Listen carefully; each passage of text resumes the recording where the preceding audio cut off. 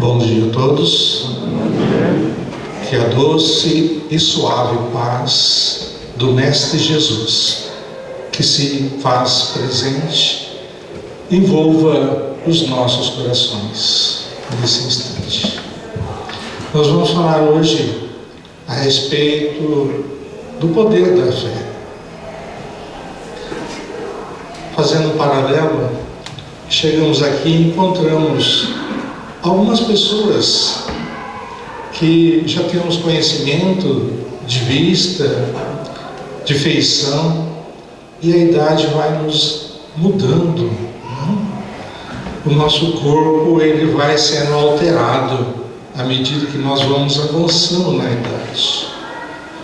Mas, por outro lado, nós chegamos à conclusão que interiormente nós vamos nos fortalecendo pelo arsenal de conhecimento, de sofrimento, de alegria, de convivência que vamos passando nessa nossa jornada evolutiva.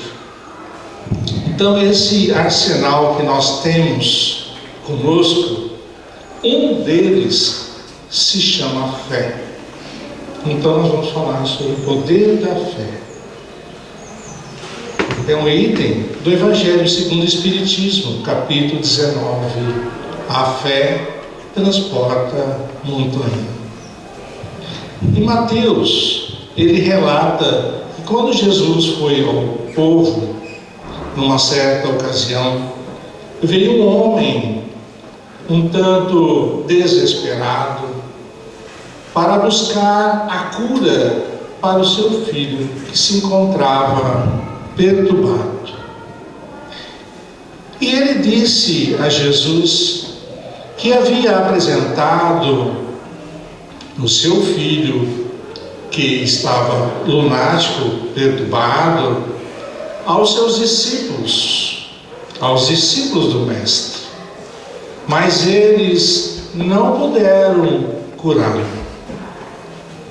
Então Jesus pediu ao pai aflito que trouxesse aquela criança, e Jesus ali dialogou com aquele espírito obsessor, e o espírito obsessor ouviu, ainda mais de alguém que tinha uma ascendência moral elevadíssima, e foi-se embora, e o menino ficou curado.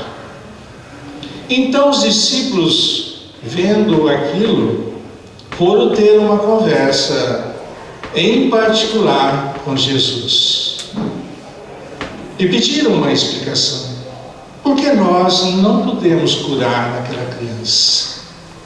E Jesus, aproveitando o ensinamento repassado aos discípulos e também a todos nós hoje, seres humanos, disse: foi por causa da falta de vossas fé, foi por causa da vossa incredulidade que não puderam curar aquela criança. Se tivesses fé do tamanho de um grão de mostarda, diria àquela montanha, diria a uma montanha, que ela pudesse ser transportada daqui para ali, e isto aconteceria. Então os discípulos, eles não curaram o menino. Na realidade, como explica o Mestre, foi por falta de fé, foi por falta de confiança. A fé, nesse caso dessa história, ela contempla o pedinte como uma pessoa que vai ajudar. Nesse caso, o menino ainda não tinha consciência do poder da fé, mas o pai tinha. E o amor de um pai para um filho entrelaça o sentimento, faz com que haja essa interação de solicitação fortalecida pela fé de quem pede. Então, a a fé e a confiança dos discípulos ainda era vacilante. Embora todo empenho e boa vontade dos discípulos, embora convivendo diariamente com o Mestre, mas ali Jesus aproveitou a ocasião para ensinar que é preciso fortalecer interiormente essa fé, que não tem como receitar, não tem como passar, mas tem como estimular, e depende de cada um a sua conquista. Fazendo um paralelo nos dias de hoje, muitos transtornos e dificuldades que enfrentamos em nossa vida, em nossa caminhada, se devem também à nossa falta de fé, à nossa incredulidade muitas vezes. E só percebemos se a fé faz parte do nosso arsenal íntimo no momento que nós a necessitamos dela. As montanhas que Jesus se refere não são as montanhas materiais, mas no sentido moral. Se tivesses fé como um grão de mostarda, diria para essa montanha sair daqui, para ali, ela sairia. Então é no sentido moral. O que dá uma fé vacilante são as dificuldades, as nossas resistências, muitas vezes a nossa má vontade. A vontade, ela vem antes da própria inteligência, porque se o homem não tiver vontade, ele não vai a lugar nenhum. Mas se ele tiver vontade, ele vai a qualquer lugar, mesmo cansado. Então a vontade é esse tanque de combustível de reserva que todos nós temos. A montanha que podemos transportar com a fé é eliminar o interesse material simplesmente da nossa vida e como único objetivo na nossa jornada evolutiva. Porque não é. O interesse material é só passageiro. É só uma conquista que podemos ter, que devemos ter, mas para a nossa sobrevivência e para o bem-estar da humanidade. A montanha que devemos remover de dentro de nós é o egoísmo, é o fanatismo, são as paixões orgulhosas. A fé robusta, aquela fé que nós conseguimos ter, ela nos dá perseverança na busca de um objetivo, na busca do crescimento, na busca da cura pelos males que porventura venham a fazer parte da nossa jornada evolutiva. A fé robusta, ela dá a energia e os recursos necessários para que possamos vencer os obstáculos da vida, que muitas vezes atrelamos esses obstáculos ao próximo, às pessoas, às situações, mas na maioria das vezes os obstáculos somos nós mesmos que semeamos na nossa jornada, no nosso caminho. A fé vacilante, ela dá a incerteza, ela dá a hesitação principalmente nos momentos difíceis de enfermidade. Quem aqui nunca passou por uma enfermidade? Quem passou pela vida em branca nuvem não viveu, porque nós estamos num planeta de provas e expiações. Temos um corpo físico que é a mais perfeita ferramenta da nossa encarnação, mas no entanto ela sofre desgaste e precisa, obviamente, volta e meia fazer ajustes, né? A fé é a confiança que se tem no cumprimento de algo, a certeza de atingir um fim proposto. A fé sincera e verdadeira é sempre calma, é sempre paciente. E para conseguirmos a paciência, é preciso um grande exercício espiritual no campo da meditação, na qual o homem vai aos poucos pacificando o seu coração. Em segundo lugar, ele não pode ter dúvida nenhuma a respeito da vida espiritual, pois a crença na vida futura é que enche o coração do homem da mais viva esperança e certeza de um porvir melhor. Não podemos confundir fé com presunção, como diz o Evangelho. Não podemos confundir fé com vaidade. A verdadeira fé se alia à humildade. Sabemos que tudo em nossa jornada, em nossa evolutiva, nós temos Deus acima de nós. Ou seja, nós temos que ter mais confiança em Deus, praticamente, logicamente, enfaticamente, do que em nós mesmos. Nós temos que ter confiança em nós, mas acima de nós, a nossa confiança maior é em Deus.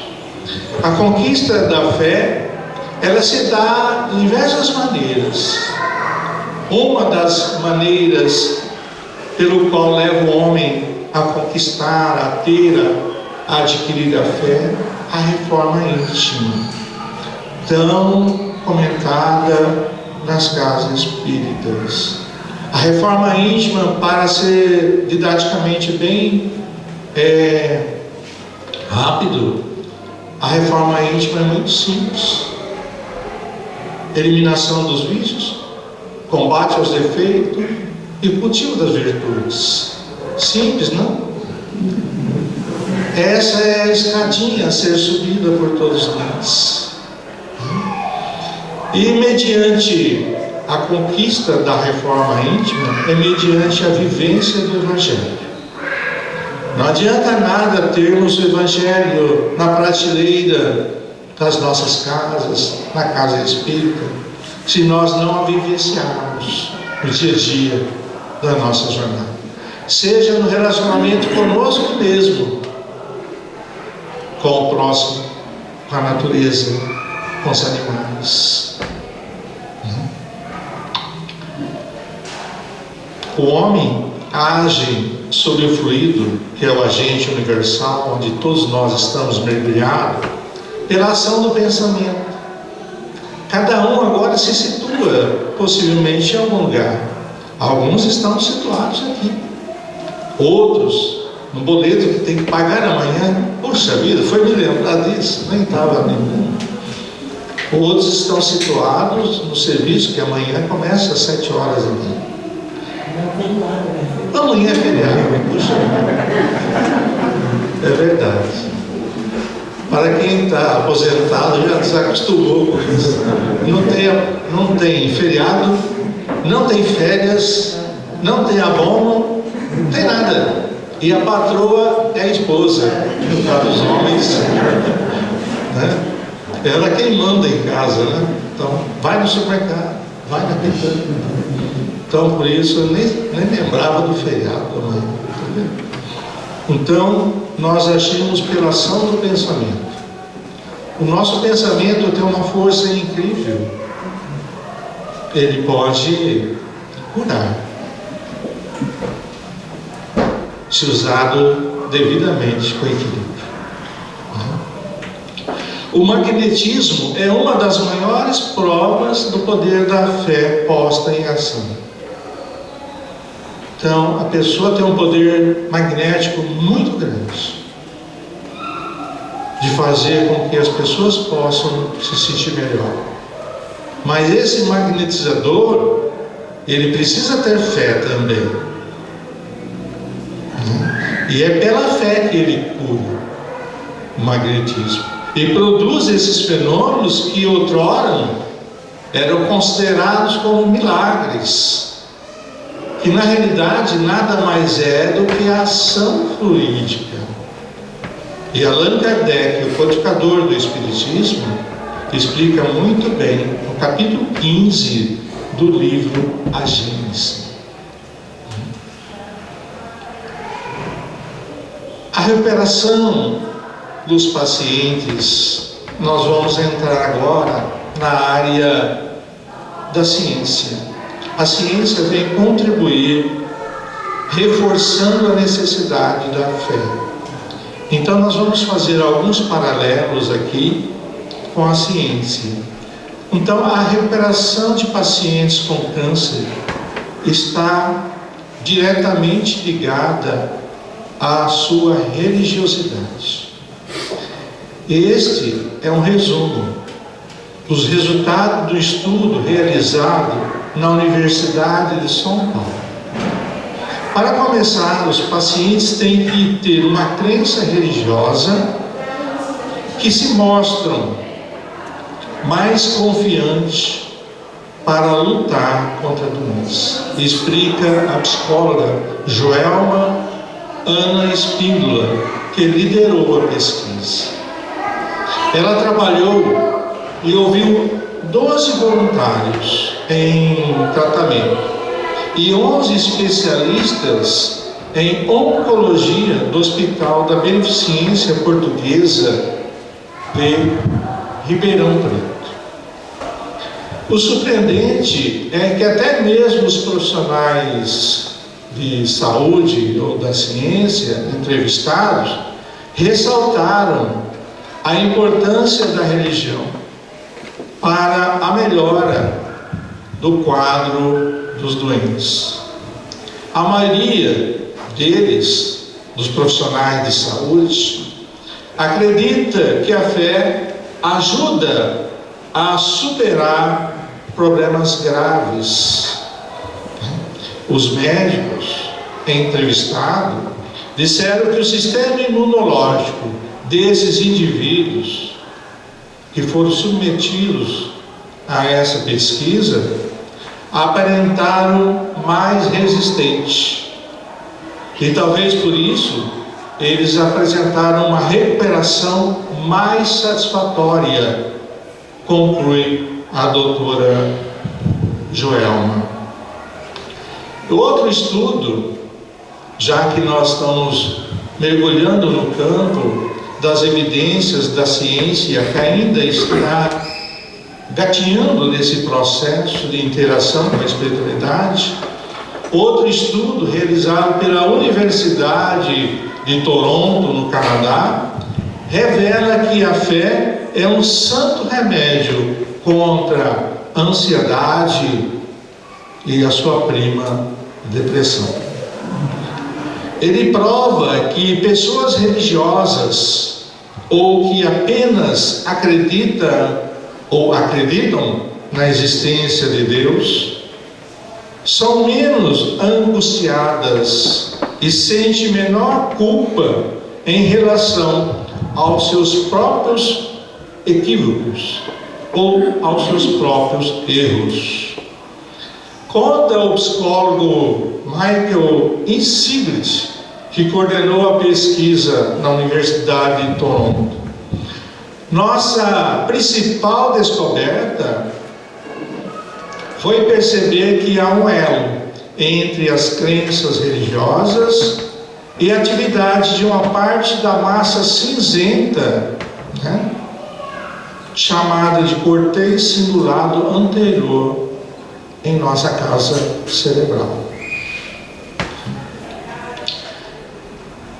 Outra pesquisadora, talvez muitos já ouviram falar, a doutora Nissi Yamaguchi, de São Paulo, uma das maiores conceituadas especialistas em câncer e imunologia no país, ela diz, preciso um pouquinho de tempo. Ela diz o seguinte: a performance física de um indivíduo depende de aspectos emocionais, mentais e, o mais importante, espiritual.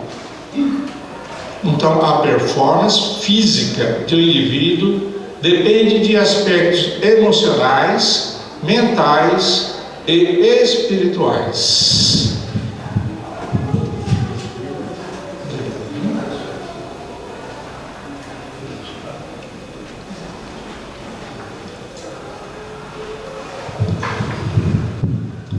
Então, a doutora Alice, ela é bem enfática, dizendo que quem acredita que a vida continua após a morte tem uma postura diferente de pessoa que não crê na continuidade da vida.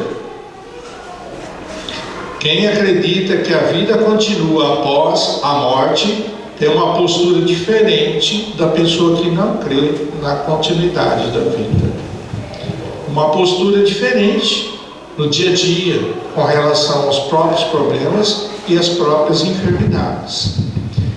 E ela diz ainda: entre os meus pacientes percebo de forma nítida o seguinte: aqueles que querem educar filhos ou deixar um legado, lutam em dobro para recobrar suas forças. Então, na vida, nós temos sempre que ter um objetivo. Vejam como a gente vive intensamente quando a gente, já faz tempo, mas eu me recordo ainda, quando estava preparando-se para casar. Então eu tinha um objetivo, eu tinha que chegar no dia do casamento, né? Inteiro, tal, tranquilo. Não é assim? A gente se prepara. Imagina, você vai fazer uma viagem, vamos sonhar um pouco mais alto.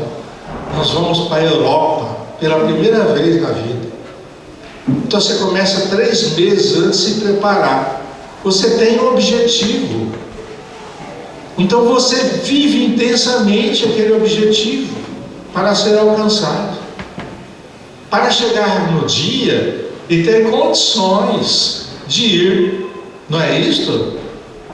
Esse raciocínio tá lógico? É assim que a gente vive? Buscando o objetivo. Então, quando nós chegamos numa idade de mais experiência, o nosso foco, o nosso objetivo já é cuidar bem dos nossos netos, bisnetos e assim por diante. Então, a vida tem que ser movida com busca de objetivos. A doutora Miura Pandula, neuropediatra e pesquisadora da Universidade Paulista de São Paulo, UNESP, diz que a religião é uma somatória de dogmas e ritos preconizados por um determinado grupo. Ela não deixa de ter razão, porque todas as religiões são certas em direção a Deus, não resta dúvida. Mas cada uma tem o seu rito de fé, vamos dizer assim, né?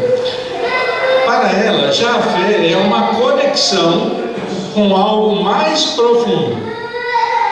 Não precisa necessariamente estar ligada a nenhuma religião, mas sim com o exercício diário da ética, da moral, da caridade, da solidariedade. Vejam, a fé deve estar ligada aos preceitos, em geral, de fazer o bem. De fazer o bem. Diz ainda Miura: a ligação entre espiritualidade e saúde é conhecida desde o início das culturas mais antigas. Agora se sabe que além do corpo, também temos o lado espiritual. E podemos unir ambos e chegarmos à espiritualização da medicina. Olha que importante. Assim podemos fazer melhores diagnósticos e aprimorar o processo de cura, né? Diz a especialista Miura. E é verdade. Quando um paralelo pessoal, meu filho teve uma hérnia, ele é forte, ele faz academia. Aí ele: pai, eu posso ir para Araraquara fazer a cirurgia? Claro, vai precisar de cuidados por um longo tempo, né? No mínimo 30 dias de cuidado. Aí ele veio fazendo a cirurgia. Quando ele chegou no médico, o médico falou assim: não, a cirurgia é tal, tal, é simples, tal. Aí ele falou: mas é tão simples assim, doutor? Ele falou assim: é simples porque eu estou vendo o seu jeito de encarar a situação. Veio aqui para fazer a cirurgia, é forte, está animado. Agora, se viesse aqui caído, desanimado, já perguntando das consequências que pode ocorrer, aí eu ficaria preocupado em te operar. Mas assim eu vou ficar tranquilo, vou fazer a cirurgia se você quiser. É assim que funciona. É assim que funciona, né? A Organização Mundial da Saúde, a OMS, reconhece oficialmente a espiritualidade como um fator que não deve ser desprezado na busca da saúde. Por quê? Porque ela pode gerar um equilíbrio. E a OMS declara que quando ela é bem empregada, a espiritualidade, né, o resultado observado é um reflexo positivo na saúde psicossocial e biológica, tal como o bem-estar do indivíduo. Foi comprovado através de artigos científicos, né, não propriamente com a ciência como um todo ainda, mas através de artigos científicos, que pessoas espiritualizadas podem diminuir o risco de alguns tipos de doenças, como as doenças cardiovasculares, os diabetes, acidentes vasculares cerebrais, o AVC, infartos e também insuficiência renal. Além de amenizar os sintomas de doenças crônicas, como a AIDS e também o câncer. Ao adquirir, diz os artigos científicos, ao adquirir o autoconhecimento e a aceitação proporcionadas pela fé, o indivíduo consegue mudar seus hábitos, como melhorar a alimentação, praticar atividade física, ter um sono reparador e manter o equilíbrio nos pensamentos e atitudes. Então, olha o que leva à espiritualidade, né? Leva a pessoa a se cuidar melhor de si. Então, sabendo disso de antemão, antes que apareça qualquer coisa, vamos passar a cuidar dele já, né? Afinal de contas, ninguém encontra um novo corpo para comprar por aí. O máximo que nós podemos é fazer algum transplante, né? Mudar alguns órgãos só. Mas um corpo novo inteiro não tem como. A espiritualidade também ajuda a combater a depressão. Já até mencionamos uma parte aqui, já que ela atenua o sentimento de amargura, raiva, estresse e ressentimento. O que nos leva a entender que depressão, muitas vezes, além de outros fatores agravantes, né, com perda de entes queridos, mas também a amargura, a raiva, o estresse e o ressentimento pode carregar para uma depressão. A fé atua em diversas áreas cerebrais, principalmente no sistema da parte das emoções do nosso cérebro. Ela ainda, a fé, reforça o sistema imunológico, prevenindo diversas doenças. Nós sabemos que o sistema imunológico baixo é porta aberta para possíveis infecções, vírus, bactérias e assim por diante. Então, a fé reforça o sistema imunológico, o que nos não isenta de tomarmos sol para aumentar a vitamina D, né? Não adianta nada tomar só a vitamina D e não tomar um pouco de sol, né? Também não podemos exagerar, né? Eu, como sou muito branquinho, né, sem exagero, eu vou na médica de pele, ela fala para não tomar sol. Eu vou no médico, do cardiologista, faço a vitamina T da baixa, preciso tomar o sol para fixar a vitamina. Então fica uma incógnita. Então a gente tem que encontrar o meio termo, né? Então a gente procura tomar sol nas costas um pouquinho e pronto. E não falar nada para dermatologista, porque se falar, pronto. Então quem nos diz isso é o pesquisador Ricardo Monesi, aliás. Ele é pesquisador e psicobiólogo, olha que nome, psicobiólogo, do Instituto de Medicina Comportamental da Universidade Federal de São Paulo, a Unesp. Ele explica que os indivíduos espiritualizados, o Monesi, independentemente da religião, demonstram ser menos violentos, pois pensam no próximo, são altruístas e muitas vezes demonstram ser mais solidários. Olha a vantagem de ser espiritualizados. Além disso, pessoas espiritualizadas cometem menos suicídio, ficam menos tempo internadas nos hospitais e geralmente têm mais qualidade de vida. Elas acreditam que a vida tem um objetivo e aceitam as adversidades com mais clareza e não se sentem desamparadas nos momentos difíceis, ressalta o pesquisador Monesi. Olha que interessante, né? A ciência procurando nos estimular para a busca da fé, para a busca da espiritualidade. Como tem reagido a medicina convencional diante dessa nova realidade? Da realidade da espiritualidade fazendo parte da ciência.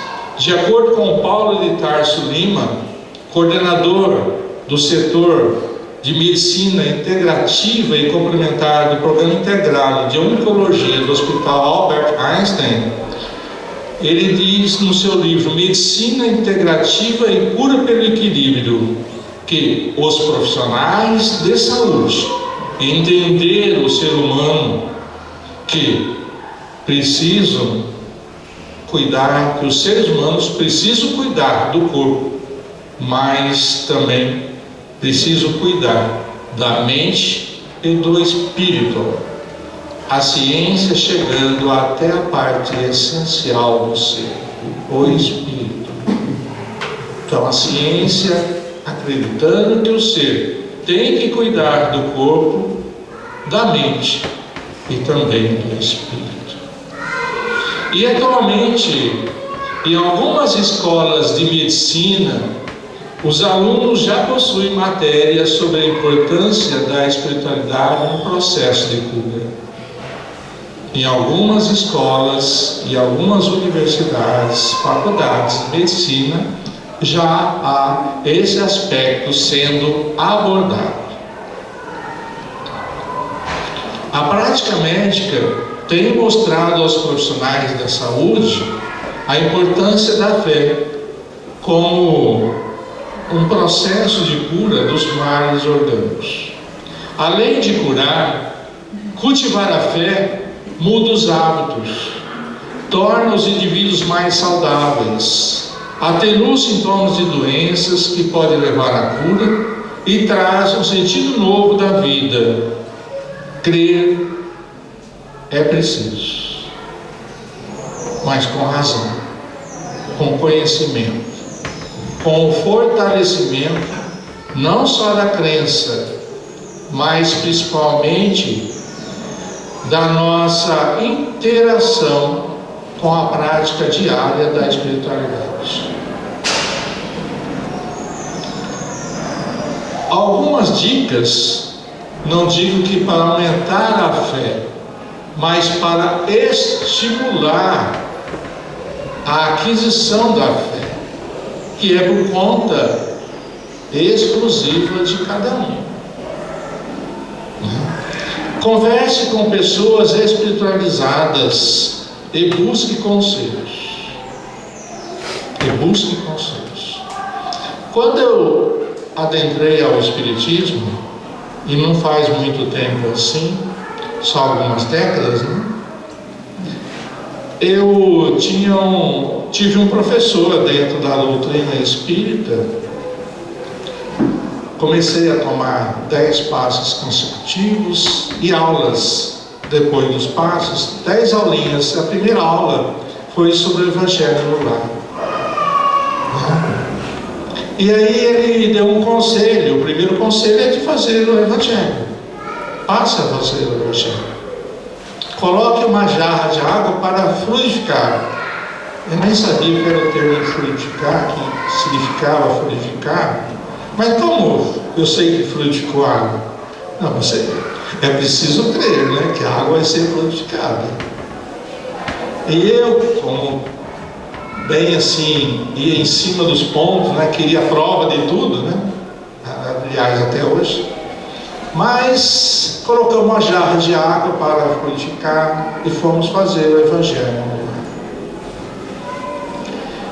Seguindo o conselho desse velho amigo meu que hoje já desencarnou. E aí fizemos o Evangelho e eu na minha mente, né? Como é que fluidifica a água? Como é que fluidifica a água? E aí, os olhos fechados e tal, fazendo a prece, abri os olhos, olhei para a jarra, já parecia que alguém tinha jogado um sorrisal, né? Vitamina C lá dentro, aquela água estava tudo borbulhando.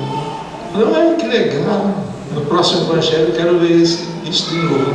Nunca mais aconteceu, né? Pessoal acredita.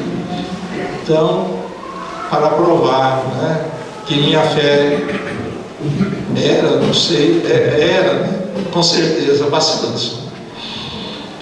Então, outro conselho para adquirir a fé: conviva com o próximo, tentando sempre colocar no seu lugar, nas adversidades. Procure ser altruísta, solidário. É comum a gente ouvir as pessoas, encontrar as pessoas e muitas vezes as pessoas falam: nossa, eu estou com um problema assim. Não, o seu não é nada. O meu, não. A gente tem que procurar ouvir, mesmo porque o problema daquela pessoa pode ser a solução do nosso. Ajudando aquela pessoa, podemos estar auxiliando a nós próprios. É isso que acontece. Quando você faz o bem, quando você acende uma luz no caminho de alguém, o seu próprio caminho já é iluminado, porque você ilumina o caminho para ele, você está no caminho iluminado também. A meditação é um exercício cerebral que foca o pensamento e traz conforto e tranquilidade, além de melhorar a memória. Então, lê uma página do Evangelho segundo o Espiritismo, de preferência na parte da manhã que estamos bem acordados. Lê uma página e medita naqueles ensinamentos. Medita. A meditação é um exercício cerebral. Então, essa parte da espiritualidade, da fé, vai se reforçando. Pratique técnicas de respiração. A maneira como respiramos pode afetar como pensamos e também como agimos. A valorização. Nós nem percebemos que estamos respirando. Não é verdade? Mas como anda a nossa oxigenação pulmonar? Então depende da nossa vivência, da nossa espiritualidade também, na confiança e também na valorização desse ar que respiramos. Pratique terapias orientais que buscam estabelecer o equilíbrio da energia. Há várias práticas, né, aí que são altamente recomendadas. A yoga é uma delas. Concentre no dia de hoje. Lembra daquela mensagem de Jesus com 13 anos, entre os doutores da lei? Viva o seu dia como se fosse o último, mas também como se fosse o primeiro, para que haja perfeição e alegria. Então viva intensamente a cada segundo, a cada instante, a cada dia. Contemple o frio, contemple o sol lá fora, contemple o ambiente espiritual aqui dentro. Observe aquelas pessoas que estão ao teu lado. Então, concentre-se em tudo que é belo, em tudo que faz parte da sua vida. Valorize tudo. Procure uma religião que combine com o que você acredita. A doutora Ana Escobar, pediatra, e o oncologista Fernando Maluf, eles defendem que a fé pode ser uma grande aliada na saúde. Faz bem para a imunidade, melhora a resposta a processos de quimioterapia e radioterapia, por exemplo, e ainda pode ajudar a combater, como outros já mencionaram, a depressão, a ansiedade e os problemas de sono. Um trabalho muito importante do Instituto Dante Pazzanese de Cardiologia de São Paulo, ele concluiu que a prática regular de atividades religiosas, sejam elas quais forem, pode reduzir o risco de morte em 30%. Isso porque, segundo essa pesquisa do Instituto Dante Pazzanese de Cardiologia, a religião, ela promove o bem-estar psicológico, menos pensamentos e comportamentos suicidas, menos consumo de álcool, de drogas e maior incentivo a hábitos saudáveis. Isso é a conclusão do Instituto de Cardiologia. O Dr. Fernando Maluf nos diz o seguinte: ao descobrir uma doença, e é um momento delicado, um momento difícil para quem chega nessa parte da vida, é importante que o paciente não se entregue e sempre escolha a opção de acreditar na recuperação, ser otimista e se empenhar mentalmente e fisicamente para reverter a situação.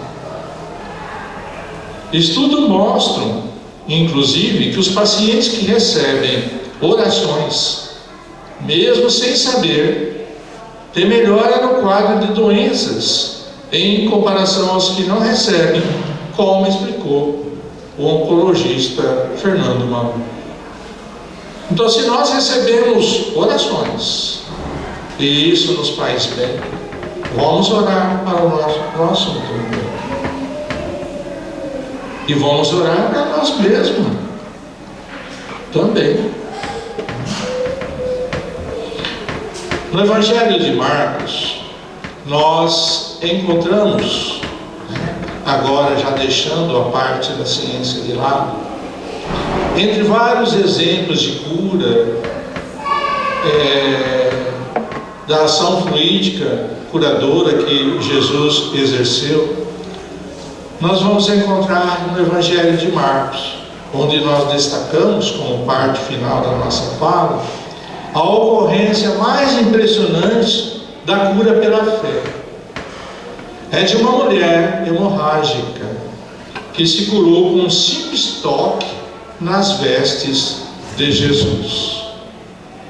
Era uma mulher que havia 12 anos que vinha sofrendo de uma hemorragia, tendo lutado muito, gasto todos os seus bens, porém sem conseguir alívio para o seu mal. E ela ouviu falar que Jesus estaria naquela região onde ela residia. E lá, consigo mesmo, ela pensou e disse: se eu ao menos tocar em suas vestes, eu ficarei curado. O que ela exerceu aí? Vamos dar uma pausa. Ela exerceu aquilo que nós falamos há pouco, a vontade, que impulsiona a fé, a confiança. Se eu ao menos tocar em suas vestes, eu ficarei curada. Mas nós hoje não podemos tocar nas vestes físicas de Jesus. Como que nós ficaremos curados? Tocar em seu coração, através do nosso pensamento. E no mesmo instante que ela tocou nas vestes de Jesus, o fluxo sanguíneo cessou e a mulher sentiu que estava curada da sua enfermidade. Imediatamente, Jesus, conhecendo em si mesmo a força que dele se desprendia, voltou ao meio da multidão e indagou. Vejam, uma força que saiu dele. Qual força que saiu de Jesus? O magnetismo, fluido, curador. Saiu, desprendeu daquele homem que representava, que representa até hoje, o maior poder de fé. Quem me tocou? Ele perguntou aos discípulos. E aos seus discípulos lhe responderam: mas, Senhor, numa multidão dessas, como vamos saber? Jesus olhava ao seu redor e procura quem tocara. Percebi, diz ele, sair de mim uma virtude. Sair de mim uma virtude. Fluido, energia curadora, energia salutar. A mulher sabia o que se passara em si, tomada momentaneamente de medo, lançou aos pés e contou toda a verdade. E Jesus disse àquela mulher, bem como diz a todos nós: minha filha, a tua fé te salvou. A tua fé te salvou. Vai em paz e fique curada da sua enfermidade. Jesus não disse: eu te curei. A tua fé te curou. Isso quer dizer que a cura dos nossos males está no arsenal interior que nós temos. Dentro desse arsenal de maior poder é a fé, conjugada à vontade. A afirmação de Jesus, a tua fé te curou, revela que a fé poderosa da mulher proporcionou a indispensável força atrativa para que a ação fluídica curadora pudesse acontecer. É a mesma coisa quando vamos receber o passe magnético. É preciso essa fé como força atrativa para que a ação fluídica curadora se estabeleça entre o médium, o passista, o intermediário da espiritualidade, faz com que aquelas energias repassem a pessoa com fidelidade, tendo em vista as suas súplicas, o seu pedido. É importante observar que o Divino Mestre Jesus, após o benefício dispensado, sempre se reporta ao prodígio da fé, em todos os casos, que é o patrimônio divino daqueles que o procuram. Então a fé é um patrimônio divino. A fé é a mãe de todas as virtudes, segundo o Espírito José, no Evangelho segundo o Espiritismo. A fé é a mãe de todas as virtudes, da paciência, da caridade, da fraternidade, da abnegação, da doçura, do amor. Diversas vezes ouvimos a expressiva afirmação de Jesus: mais uma vez como forma de fixação em nossos corações. A tua fé te salva. A tua fé te salvou. A tua fé, não a minha, mas a tua fé te salvou. Então vamos conquistar, ou vamos restabelecer essa confiança. Passamos por momentos delicados no planeta, mas não podemos perder a nossa fé, a nossa confiança, que estamos passando por um momento transitório, já que a vida não se encerra com a morte do corpo físico. Que Deus e Jesus, na sua infinita misericórdia, abençoe a todos nós, e que essas vibrações emanadas aqui nesse ambiente de paz se estenda aos nossos lares, se estenda aos nossos familiares, se estenda a todas aquelas pessoas que nós temos em mente nesse momento, que passam por provas ou expiações, dores físicas ou dores emocionais, e que assim seja.